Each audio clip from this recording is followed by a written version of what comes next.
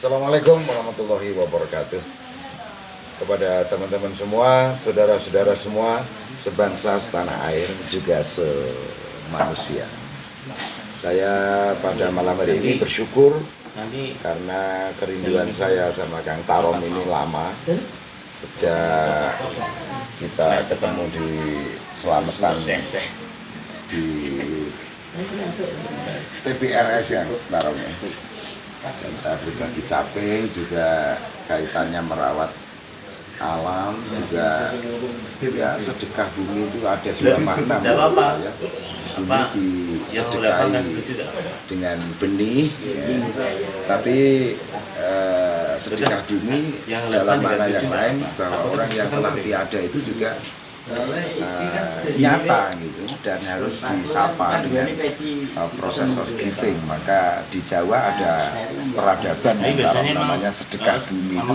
Menurut saya sedekah orang yang telah dikebumikan dalam kaitan tegur sapa, dan itu menjadi satu materi yang sering saya sampaikan, bahwa pohon itu ada bentuk akarnya. Jadi kalau pohon disebut syajarah, wet itu, tapi kalau manusia itu disebut sejarah, ada korelasi.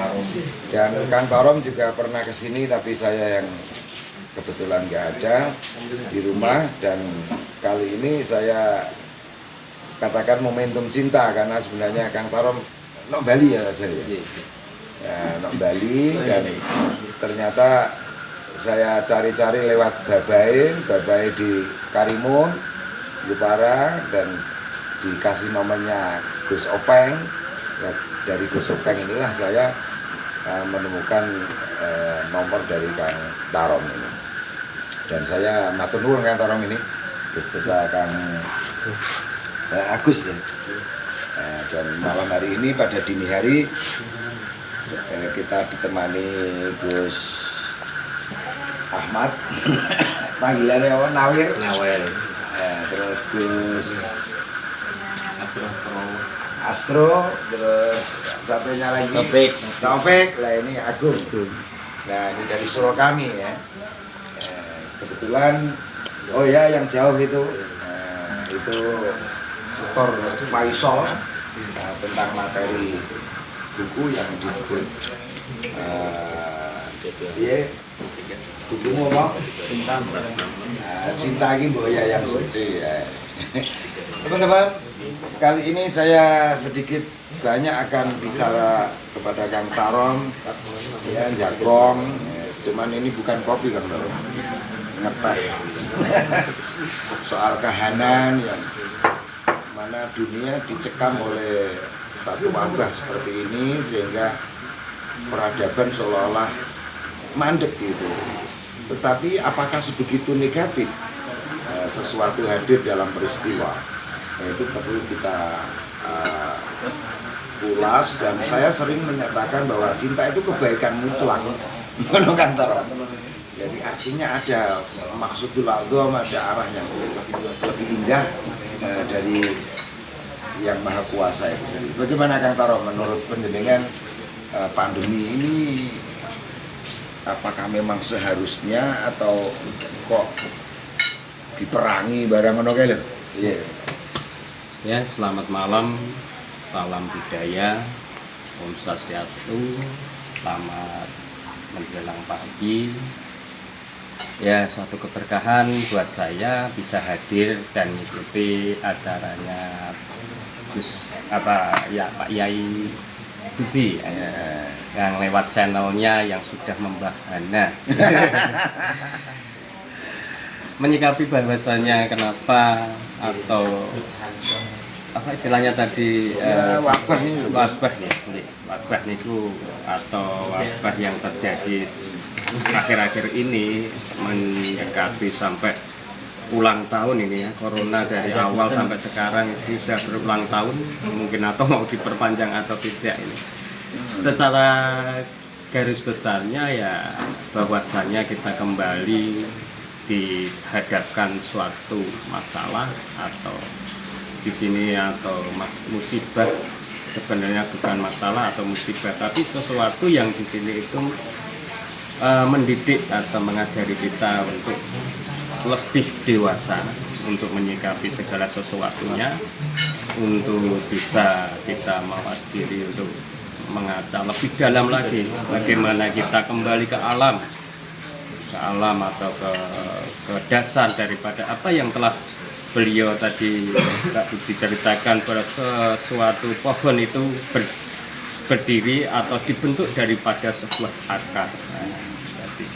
Bahwasanya di dalam satu makalah ini bahwa kenapa kok ini ada sesuatu yang seperti ini, alam bergejolak ataukah alam ini bergerak dengan ritmenya yang artinya sudah ketentuannya, hingga kita mungkin bisa lebih jauh dari itu. Kita mungkin sering kali kita melupakan tentang ya kembali ke akar atau kembali ke alam, sehingga banyak terjadi bencana-bencana terjadi di sini untuk mengingatkan kita bahwasanya kita itu di sini kurangnya atau tidak kepedulian kita terhadap mungkin di sini adalah suatu yang namanya budaya atau tinggalan prasejarah atau yang leluhur berikan, itu kita jarang mengutip atau kita jarang merespon, sehingga terjadi sedemikian rupa. Harusnya segala sesuatu itu memang bisa dinalar, bisa dilogika, sebab musababnya apa, sehingga di sini kita bisa mungkin meminimalis atau istilah kata itu mengurangi kejadian tersebut, sebenarnya seperti itu. Nah, mungkin di sini kita kurangnya, saya di sini generasi muda ya kadang prihatin bahwasanya banyak anak-anak kita, generasi kita itu sudah jauh dari akar tadi ya, dari budaya yang telah lalu berciptakan dari zaman dulu sampai sekarang. Itu banyak yang kadang mereka kurang untuk belajar memahami di situ. Kang Torom, jadi Indonesia ini sebagai bangsa itu pernah mengalami apa ya kan, adiluhung, kejayaan juga bisa, dan orang Barat menyebut Atlantis yang hilang, dan diteliti 30 tahun oleh Profesor Santos, ya Indonesia itu.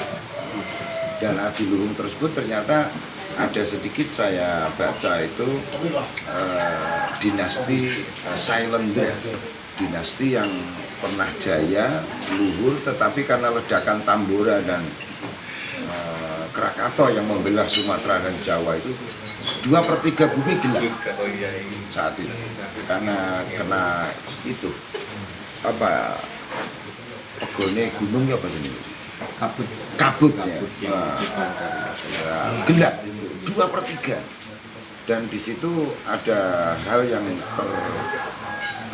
terbenam itu, peradaban itu, sehingga sekarang masih diudik-udik oleh arkeolog itu 4 meter, ada yang 3 meter itu. Di sana telah ada sebuah struktur bangunan yang sedemikian canggih secara estetis, secara insinyur lah katakan, baik pengairan, baik susunan rumah dan lain sebagainya. Nah, sekarang orang terkontaminasi oleh ini, hedonisme kebendaan ini, materialisme, akhirnya seolah-olah orang akan membentuk dunia. Tetapi ketika wabah ini terjadi, orang nampaknya tidak harus hanya pintar, tapi harus bijak mengubah dirinya sendiri, punya adaptasi terhadap lingkungan yang ada. Nah, ini kan ora gampang, Mas Torom. Bagaimana cara siasat penjenengan supaya orang bijak untuk bisa mengubah dirinya sendiri dan bisa imbang dengan alam? Sebagaimana jenengan tadi ngendikan, kenapa ini ada yang mati? Karena yang kelahiran overload. Alam butuh keseimbangan, balancing. Oke. Ya, monggo kata. Ya, awal mula memang dari diri kita, keluarga dan lingkungan ya semestinya untuk kita merubah sebabnya istilah di sini bahwasanya budaya yang adiluhung tadi itu jarang sekali atau mungkin di kalangan satu instansi, ya itu memang perlu banyak kerjasama, terutama suatu lembaga yang di bawah pemerintahan itu yang harus mendukung, artinya sebab ini sejarah bangsa atau budaya bangsa yang harus memang anak cucu kita atau generasi seperti saya dan teman-teman lainnya itu yang masih kurang atau minimnya tentang sejarah kita sendiri. Nah, kita itu kadangkala terbelenggu oleh satu sistem yang dimana kita itu harus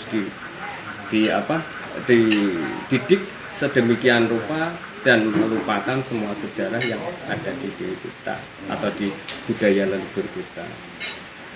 Sebenarnya ya niat saya tuh juga sama, artinya kepingin saya selalu welcome atau membuka diri, ngobrol, sharing dengan teman-teman.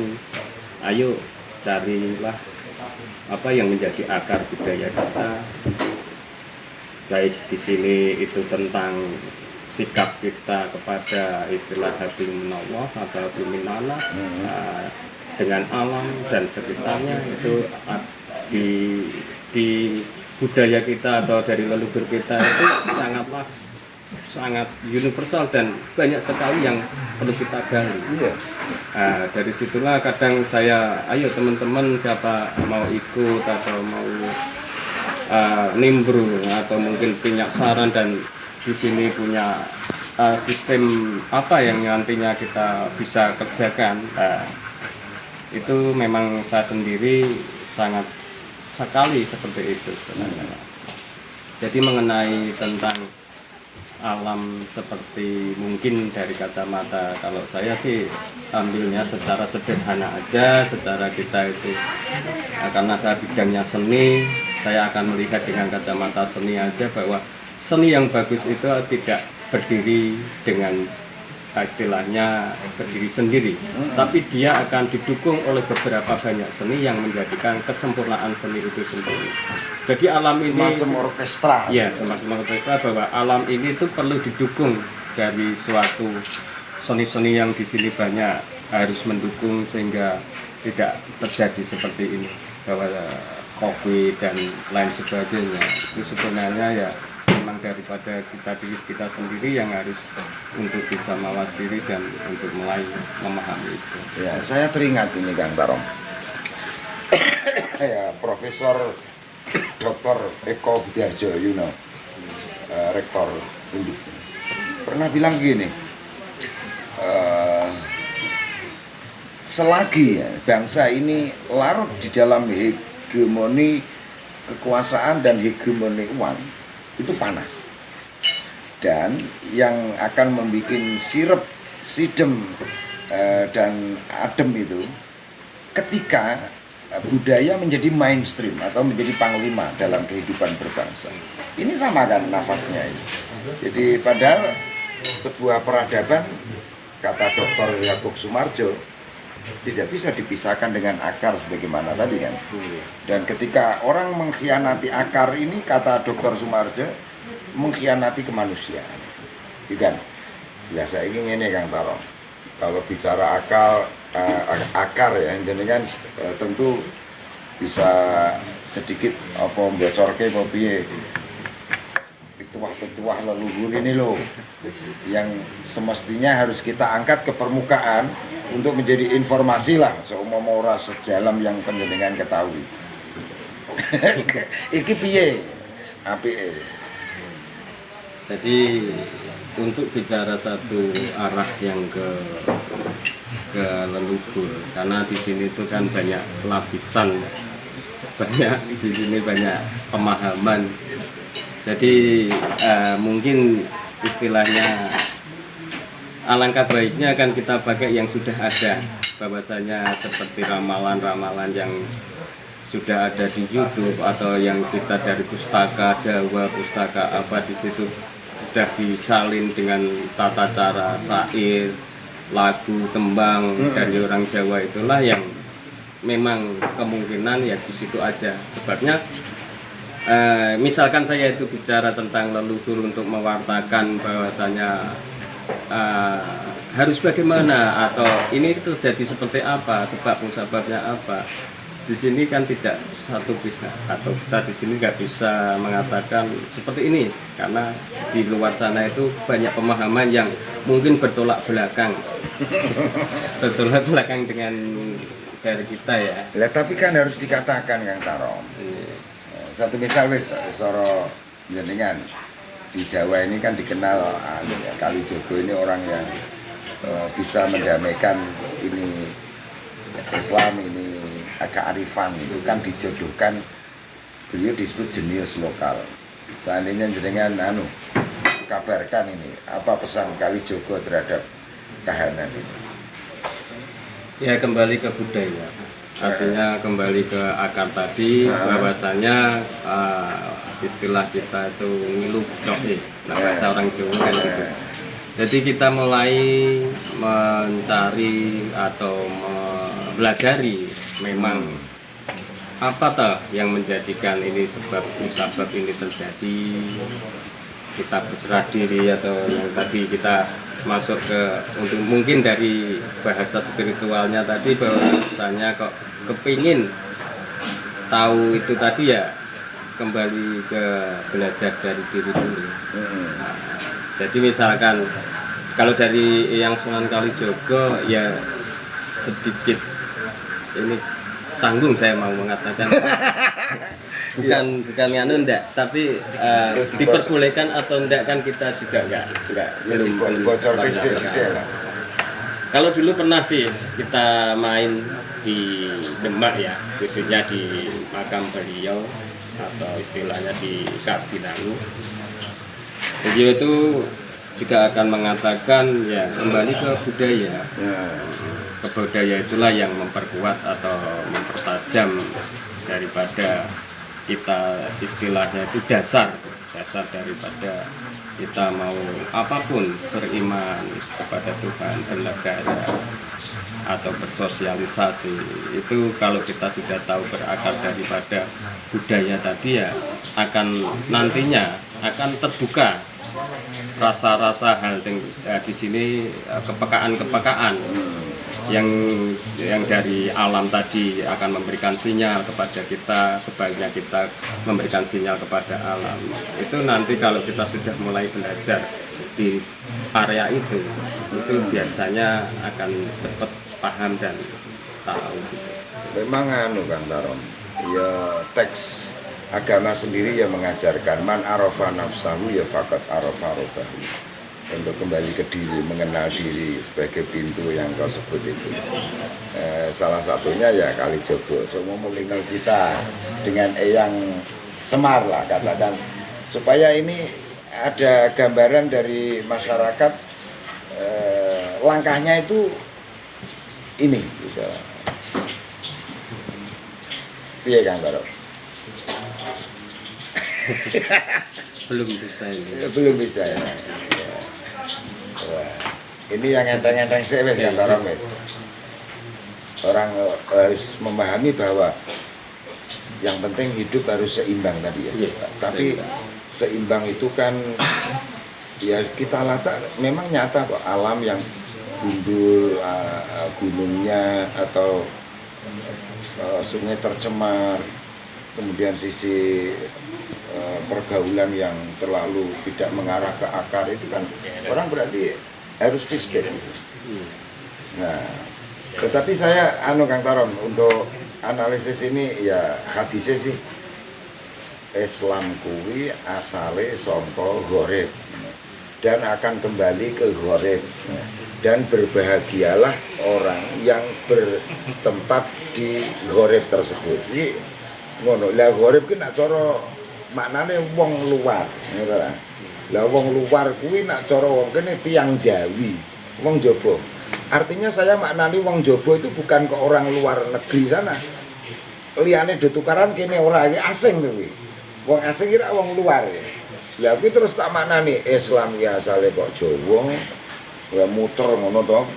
Brahmana sampai disebut Ibrahim turun-temurun Muhammad balik mrene maneh. asale kok kene merono balik mrene meneh. Dan berbahagialah orang yang bertempat di Jawi tadi.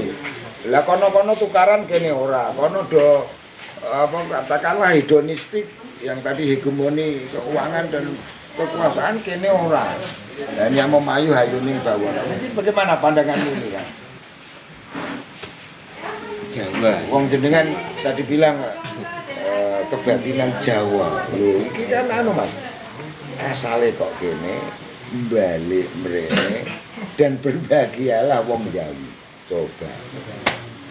Ini belajar menurut saya aja. Sebabnya mungkin yang di sana-sana itu juga sudah banyak paham, banyak tahu dan lebih pandai nantinya. Kalau dari saya pemahaman Jawa itu bahwa suatu kebudayaan Jawa, nanti kita baca budayanya Jawa itu sendiri. Kalau dari dulu saya belajar daripada orang tua itu ini sepuh mengatakan Jawa itu Jawa, atau bisa dikatakan juga Jawa itu benih. Benih itu bisa diartikan lagi, bisa memahami, mengerti dari suara sudut apapun. Untuk menjadi tahu, menjadi benih, menjadi orang Jawa, ya pastinya ada yang namanya belajar di sini. Belajar itu tadi ya mulai kita dibuka atau diarahkan kepada tadi utama yang namanya budaya-budaya, adiluhung tadi, terus tata krama, unggah-ungguh, sehingga gotong royong musyawarah itu yang memang sudah satu paket yang dulu itu para leluhur kita itu memberikan kepada anak cucunya. Seperti itu yang menjadikan dasar kuat sebagai manusia yang di sini mempunyai jati diri yang di sini jati diri yang istilahnya yang mengakar di dalam hati, pikiran, perilakunya. Sehingga ada istilah di sini tadi bahwa orang Jawa itu harus mempunyai perilaku tiga. Istilah tiga tadi, menata pikir, menata rasa, dan menata laku tadi. Itu selaras, seimbang, sehingga nantinya di situ mulai memahami dan mengenal jati diri yang artinya kembali ke Jawa tadi. Jawa itu benar, atau Jawa itu mengerti. Untuk mengerti segala sesuatu hal apapun tadi bisa dipelajari. Itu kami kira korelasi dengan apa yang saya sebut hadis tahu mengarahnya juga ke situ. Syekh Rumi itu juga bilang Tuhan berbagi di bumi pada setiap hati. Itu kan melepaskan primordial kelompok sektarianistik, ya kan? Nah, terus ada lagi keindahan Tuhan turun ke bumi melalui seni, ya kan? Nah, seperti itu kembali ke diri. Jadi malam hari ini teman-teman, matur nuwun ini Kang Tarom, masukan-masukan juga kabar-kabar dari akar tadi. Tapi Kang Tarom tidak mau membocorkan ini, wah. Dan semoga kita yang penting Kang Tarom ya, bukan kok apa ya iso endo dari takdir atau kejadian gitu kan. Yang penting selamat ini Pak. Karena tadi bagaimana ketika lempeng itu harus bergerak dan nanti ada lagi lebih besar tsunami, itu kan orang iso dielak gitu kan. Nah, terus pesannya jenengan apa untuk hal-hal yang orang wedi ya Mas? Ya terutama pertama ya tetap kita berdoa dan berserah diri kepada Tuhan, Allah ya, melalui keyakinan masing-masing dan berusaha untuk ngikuti aja lah alam ini bergeraknya seperti apa. Begitu ya. Jadi itu ya teman-teman, goresan menurut Syekh Rumi juga seperti itu. Jadi adaptasilah terhadap musim. Kamu tidak bisa mengubah musim. Dan matur nuwun Kang Tarom, ini pertemuan yang indah menurut saya, dan kerinduan saya sama panjenengan terjawab karena selalu saja saya tanyakan sama teman-teman Kang Tarom itu di mana sekarang gitu ya. Dan malam hari ini berada di Rumah Cinta dan duduk manis ikut majelis tadi, bersimpuh, ngelemprak, pinarak, dan selalu saja saya kemana-mana memang seirama ini dengan Kang Tarom ini ya. Kembali ke akar peradaban itu kuncinya saya. Sehingga saya kemana-mana, satu misal nabuh gamelan bukan untuk kami panggungan, bukan untuk show-show, tapi yang saya butuhkan liturgi alam antara manusia, binatang juga tumbuhan ini. Matur nuwun dan semuanya terima kasih. Ini semangat ini Kang Tarong, jempol, ini metal, awal basuke dan salam solidaritas.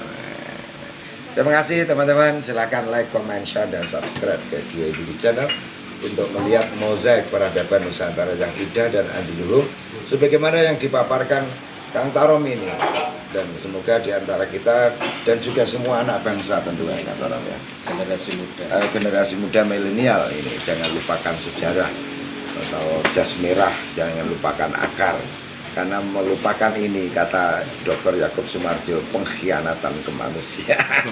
Terima kasih. Wallahualam. Assalamualaikum warahmatullahi wabarakatuh.